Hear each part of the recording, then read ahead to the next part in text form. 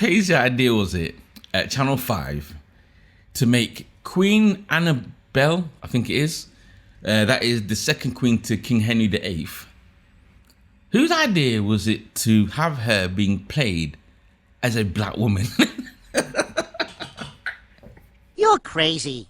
Am I? Yes. Am I? Yes. Am I? In a new short drama series on Channel 5, they've chosen to take a black actor, Jody Smith, to play Queen Anne Boleyn, and she was the second wife of King Henry VIII. Why? I don't get it, right? Because when you're doing a documentary drama in any kind of the sense, for me personally, if it's going to be a historical one and accurate, then you have to use or portray the people as they were, and unless there is, and I'm just saying unless there's some deep, dark, hidden secret that nobody knows about, and in which Anne Boleyn was black, or let's say, or could have been suggested to be mixed race or something like that, unless there's some kind of dark secret that we don't know about, having her being represented as a black woman today makes no damn sense to me, right? Because she would never have been. You know what I mean? We're going back to this 1500s here, right? Kings and queens and stuff, right? No. So the question now becomes, why would they do that? Yeah. And for me, it's like, I'm reading some comments on it. A lot of people are saying, well, you know what, right? Due to a lot of the things that happened in 2020, this year, with Black Lives Matter and certain other aspects, what you have is what I would say overcompensation of trying to be woke. Yeah, people are just going way out of the box now to try and be black or be diverse or challenge the status quo with diversity. You know what I mean? And this is not, for me, this is not the way you do it. Making characters or historical characters into what they're not supposed to be, that's not how you challenge diversity, in my opinion. You know what I mean? This don't make no sense. You leave that well alone. I understand that people try to do it with James Bond and what's the cartoon one, The Little Mermaid, right?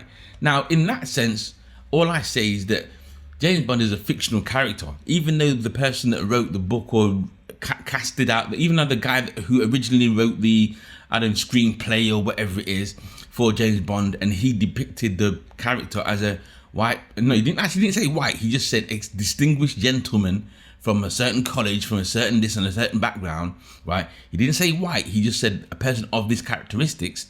And back in them days, it was just deemed that it was supposed to be a white person. Those things can be challenged because, again, it's a fictional character. Just like Little Mermaid, it's a fictional character. It's not real. It wasn't a historical background to it, right?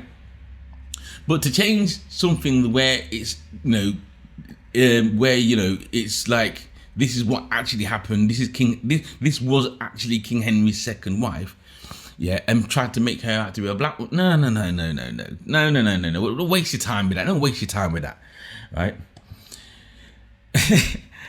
Then there's, the way my mind works sometimes, even I have to wonder myself, right? Because there was another element that I kind of thought of, right? And that was when I started to look at the queens of King Henry VIII, right?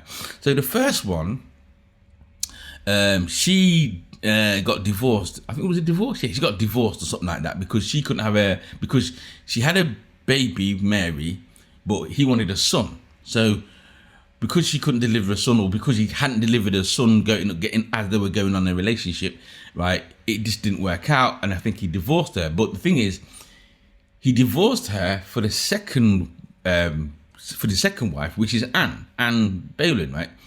And from what I gather from the history books and how people interpret this now, not just from the history books, from documentaries and stuff, the Anne woman now was King Henry's side chick, his bit on the side, and she now was labelled as, well, the hoe, right?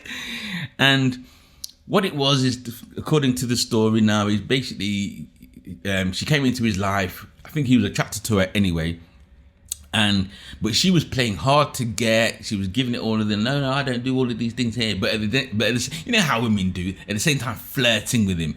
You know what I mean? Which kind of like made him even more interested in. And she kind of played him. Basically, that's what she did. She kind of played him, just a bit like that character in. If you've not seen Scandal, watch it on Netflix. Not Netflix, Prime. But forget about that. Anyway, at the end of the day, she kind of played him, yeah. And then at the end of the day, he married her. Divorced his first missus and Mary, got rid of them, put them in a tower somewhere, and got with Anne, right? In which this labelled Anne now, like I said, side chick, she's a bit of a hoe. And then when she couldn't deliver on the child, right? Then then the story kind of went into the fact that, oh no, she was sleeping with so and so, she was a Jezebel, she had incest and blah blah blah. And eventually, he had to behead her, right? Or she got beheaded, should I say, right? And that was a brief history lesson there. But you look up the story for yourself and see and you'll see where I'm coming from. Because now I started to think, well, why did they? Out of all the queens that he had, why did they pick a black woman to play that one? Based on the storyline that she has. I just found that interesting. I'm not making anything of it. I just found it interesting, right? But again, let me know in the comments below, yeah? Right? Is it just Channel 5 being stupidly woke, right, for casting a black woman to play King Henry VIII's second wife, Anne Boleyn? Let me know in the comments below, and don't forget to like, share, and subscribe. I'm out. Peace. Yes. Am I? Yes. Am I? Yes.